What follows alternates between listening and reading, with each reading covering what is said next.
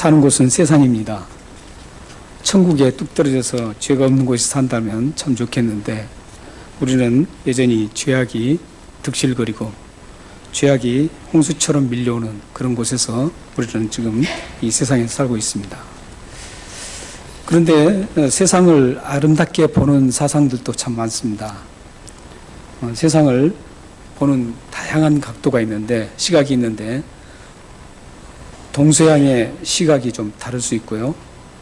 또 종교라든지 문화라든지 또 자신들의 어떤 사상에 의해서 철학이라든지 인문학이라든지 이런 걸 통해서 이 세상이 어떤가를 보는 시각이 좀 다릅니다. 그런데 대부분의 많은 그 시각이, 세상을 보는 시각이 세상은 아주 조화롭다, 그리고 아름답다, 그리고 좀 더 나가서 세상은 영원히 존재할 것이다, 이렇게 많은 사상과 많은 철학이라든지 인문학이라든지 그렇게 주장을 합니다. 지금 이 요한복음을 쓰고 있었던 사도 요한이 요한복음을 쓰던 그 당시에는 그 사상의 지배가 주로 헬라 사상이었습니다. 그러니까 지배는 로마가 이 세상을 정복하고 있었지만 그들의 사상에는 헬라 사상이 모두가 스며들고 있었습니다. 심지어는 언어까지도 라틴어보다는 헬라어를 주로 사용하는 그런 시대였습니다. 그래서 헬라 사상도 역시 이 세상을 바라보는데 어떻게 바라보느냐면 아주 조화롭다, 그리고 이 세상이 완전해서 신에 이르기까지 할 수 있다, 이런 사상을 가졌습니다. 그래서 심지어는 이 세상을 신으로 섬기는 그런 사상도 굉장히 많았습니다. 우리는 이런 사상들이 굉장히 다양한 사상들이 많은데 이런 사상들이 우리 그리스도인으로서 세상이 어떤 건가, 이걸 명확하게 우리가 좀 정리를 해 두어야 됩니다. 왜냐하면 이 세상과의 관계가 정리되지 않으면 세상 속에 묻힐 수가 있습니다. 이 세상과의 관계가 정리되지 않으면 세상의 진리를 끌려다닐 수 있습니다. 또 더 중요한 것은 뭐냐면 세상과의 우리 그리스도인들의 관계가 정립이 안 되면 하나님을 섬기는데 문제가 생깁니다. 뿐만 아니라 우리의 신앙이 진보를 이루는데 큰 장애가 됩니다. 그래서 신앙이 항상 그 자리에 머물러 있는 분들 보면 세상과 관계가 명확하게 되어 있지 않습니다. 세상과의 관계가 명확하게 된 사람일수록 하나님을 정말 아름답게 섬길 수 있고, 또한 그들의 신앙이 굉장히 진보를 이루는 것을 볼 수 있습니다. 그렇다면 우리는 이 가장 명확한 답을 하고 있는 세상과의 관계, 세상이 어떤 건가를 가장 명확하게 우리에게 답을 제시해주고 있는 것이 성경입니다. 그렇다면 성경은 세상을 어떻게 보는지 에베소서 6장 11절 12절을 함께 보시겠습니다. 함께 읽겠습니다. 자, 시작. 마귀의 관계를 능히 대적하기 위하여 하나님의 전신갑주를 입으라. 우리의 싸움은 혈과 육으로 전하는 것이 아니요 통치자들과 권세들과 이 어둠의 세상 주관자들과 하늘에 있는 악한 영들을 상대함이라. 세상에 많은 사상들과 철학들이 세상은 아름답고 뭔가 우리가 유익을 누릴 수 있는 곳이라고 생각합니다. 하지만 성경은 결코 그렇게 말씀하고 있지 않습니다. 성경은 이 세상을 어둠의 세상이라고 선언하고 있습니다. 밝은 세상이 아니라 어두운 세상이라는 거죠. 그런데 왜 이렇게 세상이 처음부터 어두웠느냐? 그게 아니죠. 여러분들이 또 잘 아시다시피 하나님이 이 세상을 만드실 때는 보이는 모든 물질 세계뿐만 아니라 보이지 않는 영적 세계와 보이지 않는 우리의 생각과 마음과 사상, 이런 모든 것들이 완벽하게 아름다웠습니다. 그런데 이 죄가 이 세상에 도입되면서 그 모든 것들이 다 깨뜨려졌습니다. 그때부터 세상은 아름답지 못했습니다. 어둡게 됐습니다. 빛을 잃어버리고 아주 험난한 어둠 속에서 헤맬 수밖에 없는 그런 세상으로 바뀌었습니다. 그런데 그렇게 바뀌게 하게 했던 그 세력이 누구냐면 바로 마귀라는 존재입니다. 요즘에는 이 마귀라든지 회개라든지 이런 것들을 많이 설교를 안 한다고 합니다. 왜 그러냐면 이 마귀라든지 또 회개라든지 이런 걸 하면 부담스럽다는 거예요. 그러나 성경은 굉장히 중요하게 다루어야 될 것 중에 하나입니다.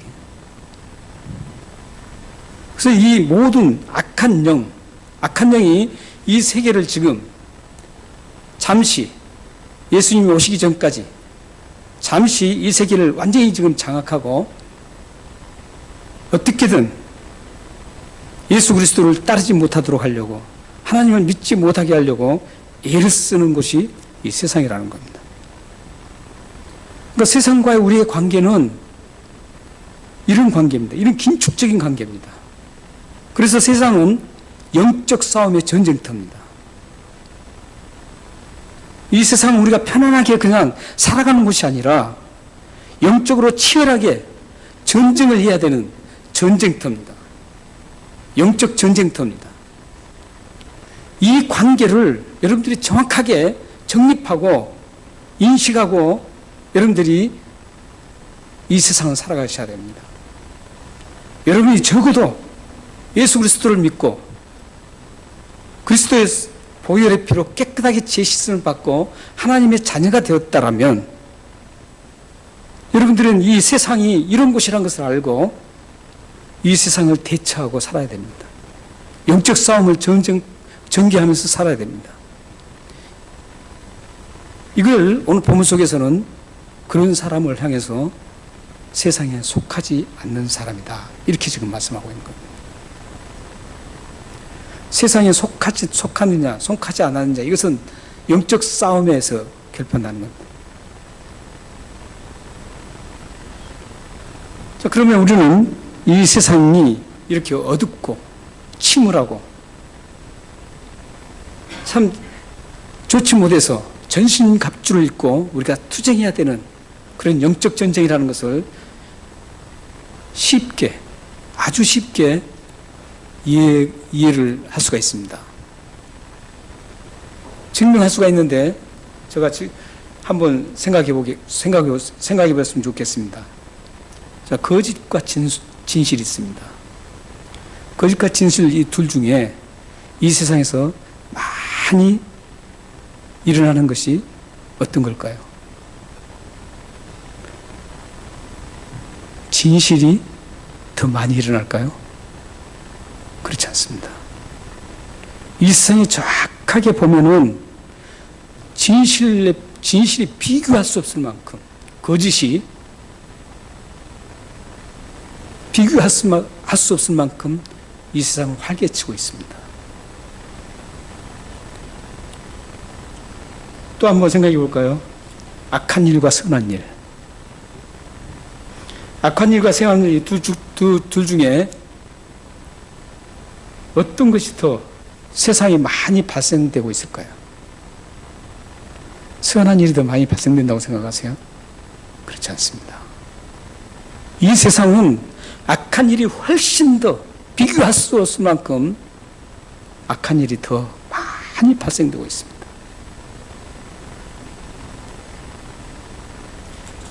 사랑과 미움, 어느 쪽이 더 많이 일어나고 있을까요?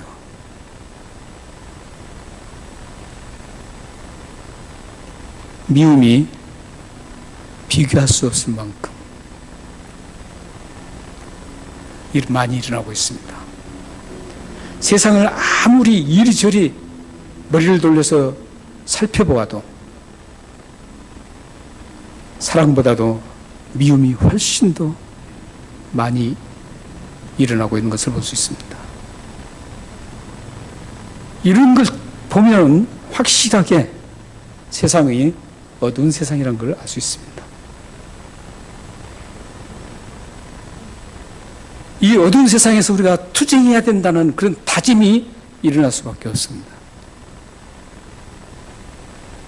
죄악으로 물들어 있는 이 세상은 아름다운 곳이 아닙니다. 세상은 영원한 곳이 아닙니다. 하나님의 은혜로 구원받은 우리 그리스도인들은 세상이 이렇다는 것을 확실하게 아셔야 합니다. 그래야 세상에 휩쓸려 다니지 않습니다. 그래야 세상에 매몰당하지 않습니다. 이런 세상의 인식을 잘 알아야만 세상에 질질 끌려다니면서 조롱당하지 않습니다.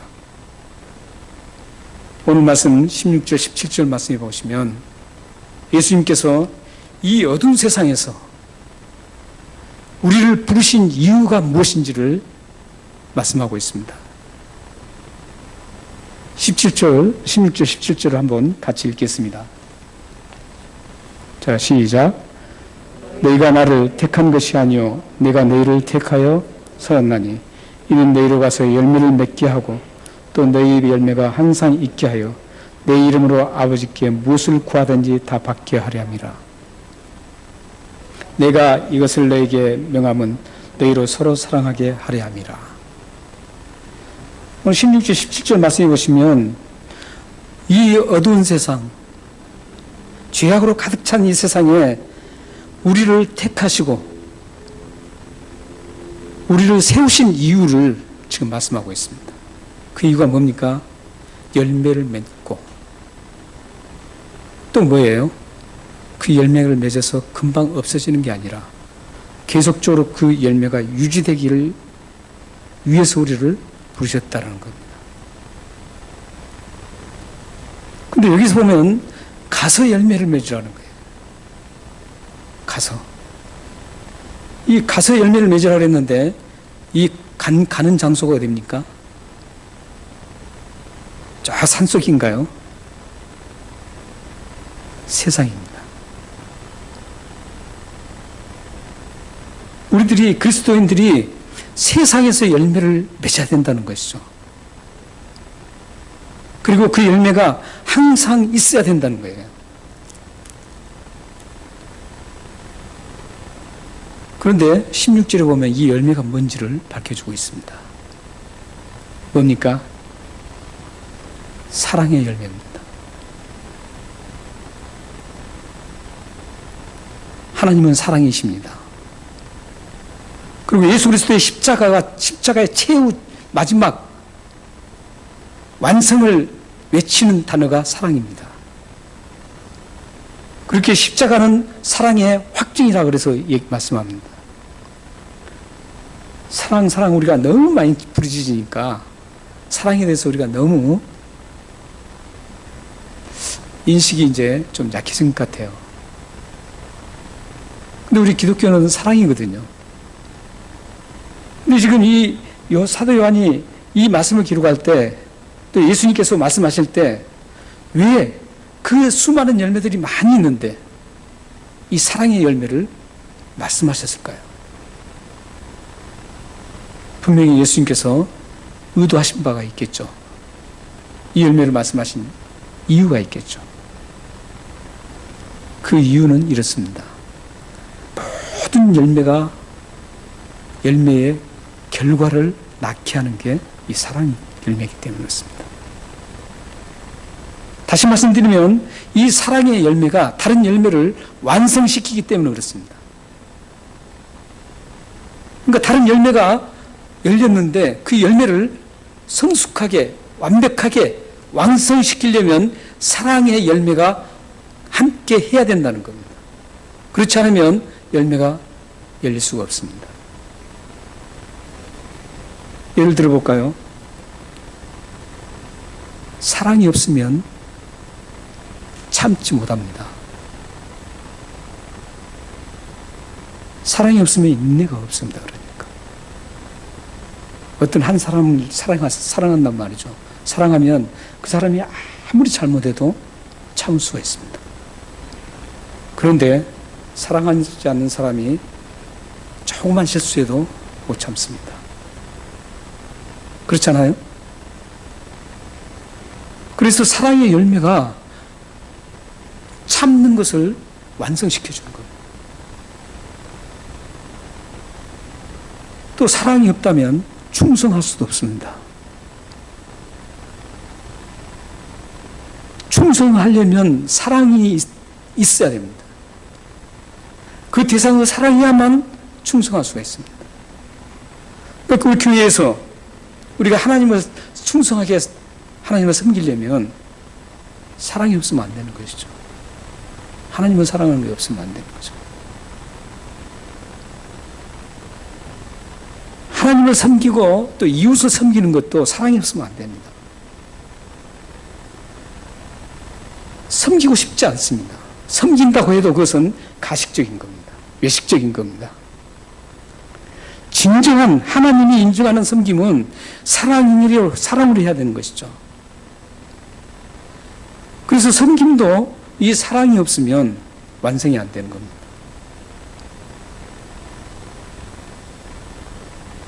모든 열매들이 다 이렇게 적용이 되는 겁니다. 그래서 이 사랑의 열매를 지금 예수님께서 말씀하시는 겁니다.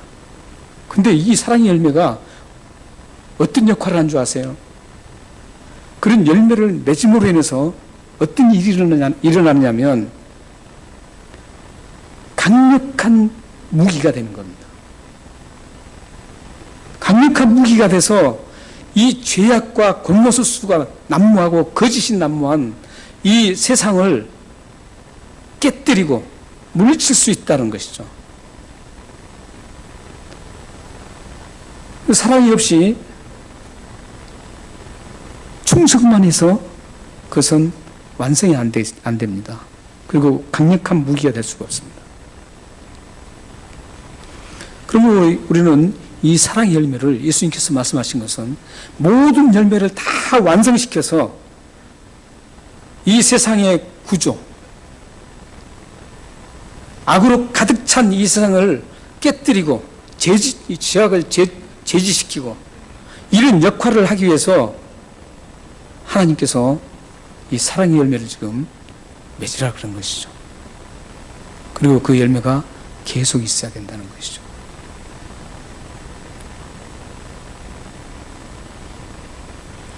이 세상에는 이 사랑의 열매가 강력한 무기가 돼서 이 죄악된 어두운 이 죄악을 된 세상을 밝게 만들고 죄악을 깨뜨려서 하나님 나라를 이루어가는 겁니다.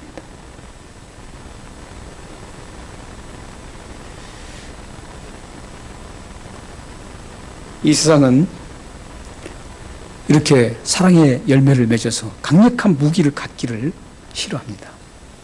이 세상은 그런 사람이 일어나는 것을 극도로 싫어합니다.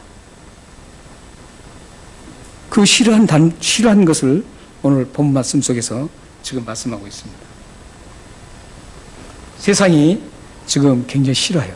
18절에서 21절 말씀이 지금 잘 나타나고 있습니다. 이렇게 사랑의 열매를 무장하는 사랑의 열매를 가지고 이 강력한 무기를 가지고 이 세상을 깨뜨리려고 하는 것을 좋아할 리가 없죠. 그래서 굉장히 싫어합니다.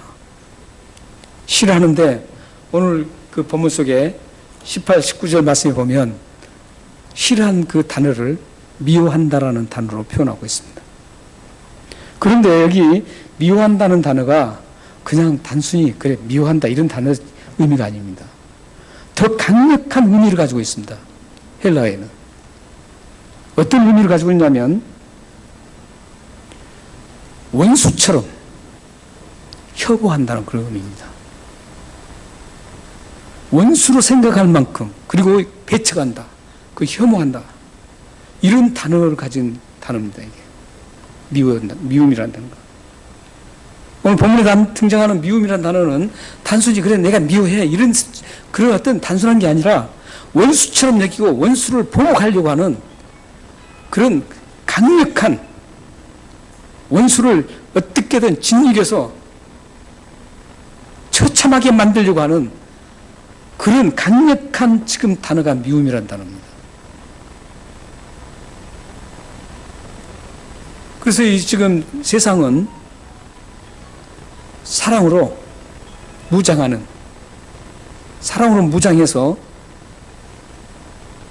이 세상 나라의 그 죄악된 어두운 것을 깨뜨리려고 하는 것을 극도로 싫어하고 그래서 어떻게든 원수처럼 여기고 그런 사람을 가만히 두지 않습니다. 미워하고 이제 어떻게 됩니까? 핍박하고 그렇습니다. 그런데 이 핍박하고 미워했던 그 단어가 우리에게만 적용된 게 아닙니다. 맨 처음 예수님께 적용되고 있습니다. 오늘 본문 말씀 보면. 오늘 본문 말씀 보십시오. 18절 한번 보십시오. 세상이 너희를 미워하면 너희보다 먼저 나를 미워한 줄 알라. 이렇게 말씀하고 있습니다. 그러니까 이 세상이 마귀 사탄 이 권세 잡은 이 세상이 먼저 미워하는 대상이 누구였냐면 예수님이었습니다. 그래서 예수님이 어떻게 됩니까?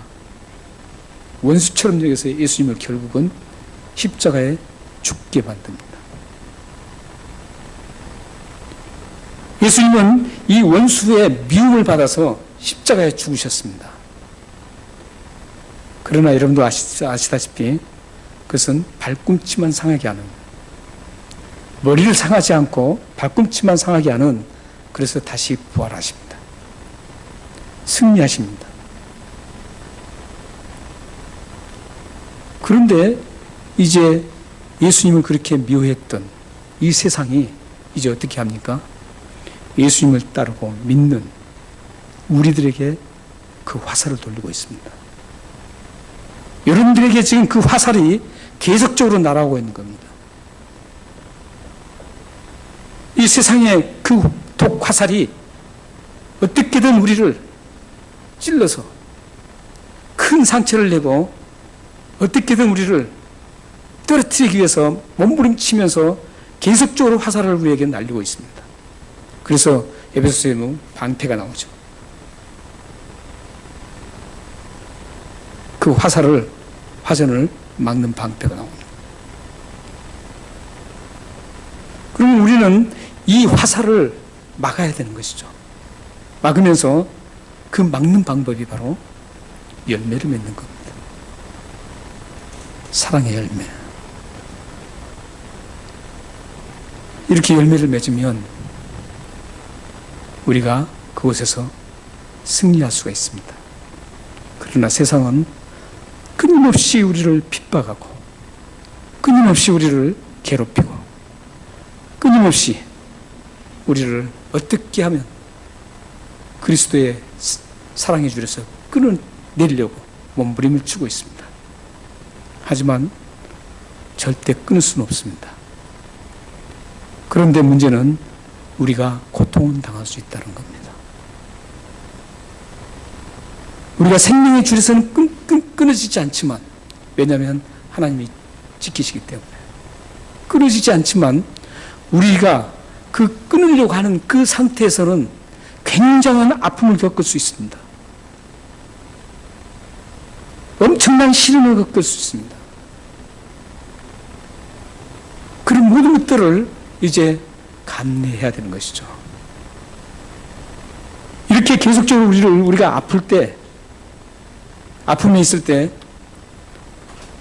아파서 우리가 신음하고 이렇게 할 때 어떤 일이 일어나느냐면 우리에게 혜택이 주어집니다. 그 혜택이 16절 말씀에 있습니다. 16절 말씀을 같이 다시 읽겠습니다. 우리가 그렇게 괴롭힘을 당하고 그렇게 있을 때 우리에게 그것을 이길 수 있는 혜택을 우리에게 주셨는데 뭔가를 한번 보겠습니다. 16절입니다. 자, 시작. 내가 나를 택한 것이 아니요 내가 너희를 택하여 세웠나니 이는 너희로 가서 열매를 맺게 하고 또 너희 열매가 항상 있게 하여 내 이름으로 아버지에게 무엇을 구하든지 다 받게 하리라. 기도입니다. 기도입니다. 기도는 이럴 때 쓰는 겁니다. 내가 뭐 달라는 것보다는 이 영적 싸움에서 정말 힘들고 어려울 때 사용되는 무기가 기도입니다.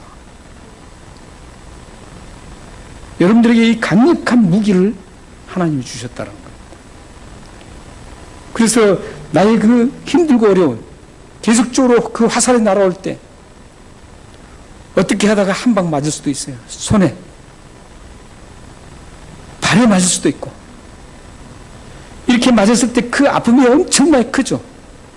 그럴 때 그 아픔을 치료해주고 다시 일어나게 하는 그 무기가 뭐냐면 기도라는 겁니다. 하나님은 여러분들에게 어떤 그 핍박이 오고 세상이 그렇게 여러분들을 미워해도 여러분들이 끝까지 이길 수 있는 그 기도를 여러분들에게 주셨습니다.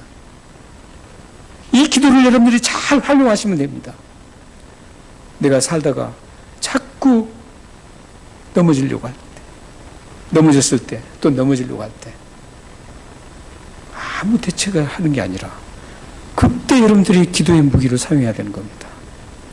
그거 사용하지 않으면 여러분들이 계속적으로 신앙이 떨어집니다. 그 아픔이 골마 터집니다. 그 아픔이 골마 터지면 어떻게 돼요? 심각하게 신앙까지도 버리려고 하는 그런 심각한 상태에 놓이게 됩니다.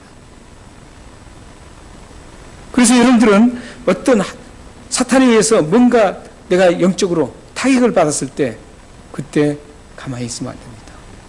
기도하십시오. 그러면 어떻습니까? 오늘 말씀에 구하는 대로 주신다 그럽니다. 이건 뭐냐면 그런 기도는 완벽하게 하나님께서 처리해 주신다는 뜻입니다. 해주고 안 해주고 이게 아닙니다. 이런 기도는 영적 승리를 위해서 하나님 앞에 기도하는 것은 100% 하나님께서 응답해 주시고 확실하게 그곳에서 피할 길을 주신다는 것.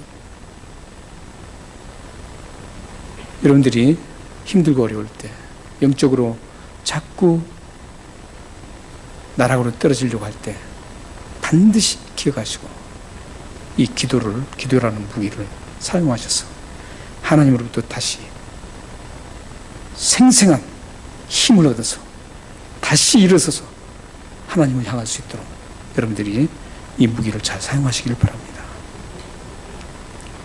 네, 또한 이 세상에 대해서는 어떻게 하는가를 한번 보겠습니다. 핍박을 받는 우리에게는 이런 엄청난 혜택이 주어지는데 핍박을 하는 그 세상은 어떻게 하는지를 22절을 한번 읽겠습니다. 자, 시작.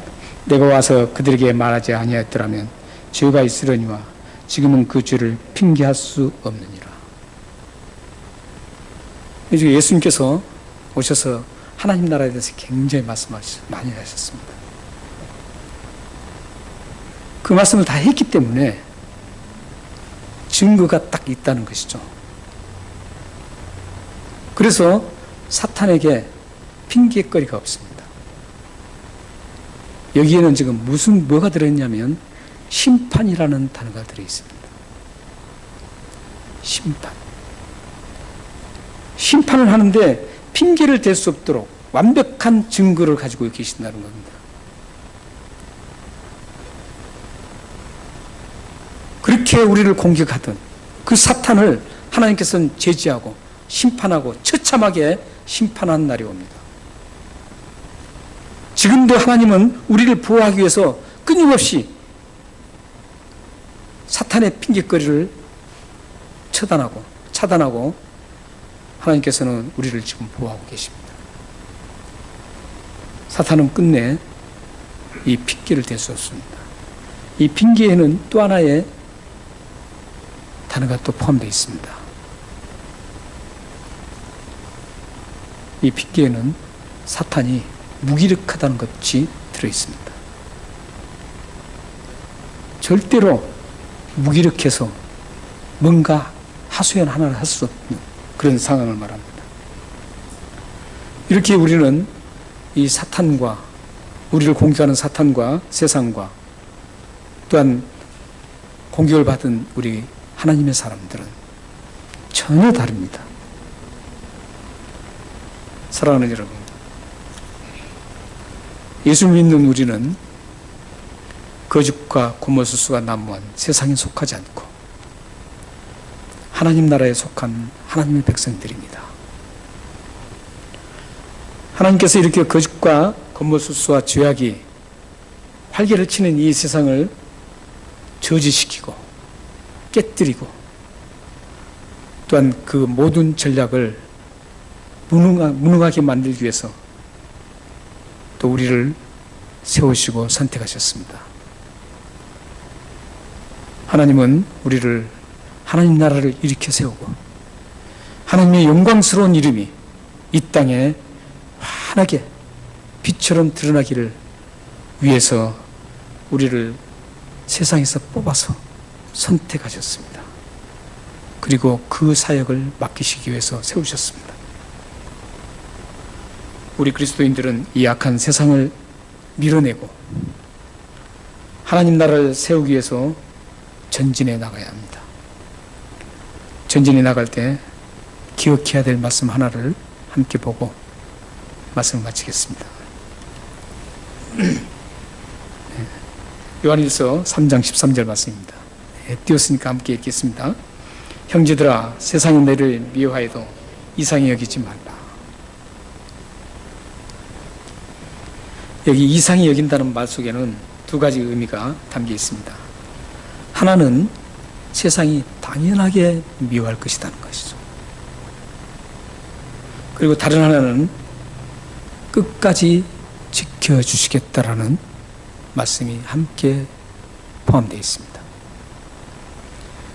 우리는 당연하게 세상으로부터 하나님께 속해 있기 때문에 세상으로부터 당연하게 미움을 당합니다. 각오하셔야 됩니다. 때로는 그 미움이 굉장히 과해서 처참한 아픔을 겪을 수도 있습니다.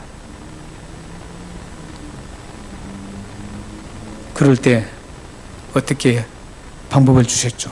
하나님께서 우리에게 혜택을 주셨죠. 기도라는 이 무기를 통해서 우리를 끝까지 지켜주십니다.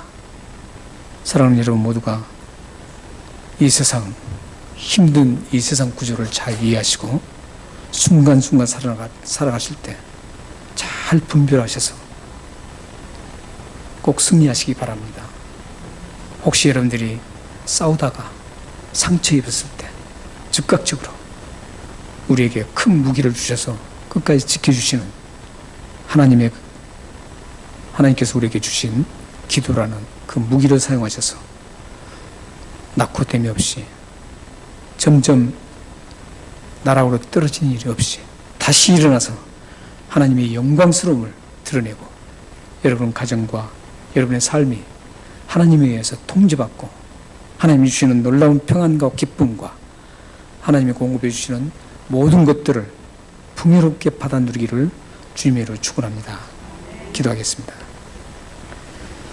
살아계신 하나님 아버지,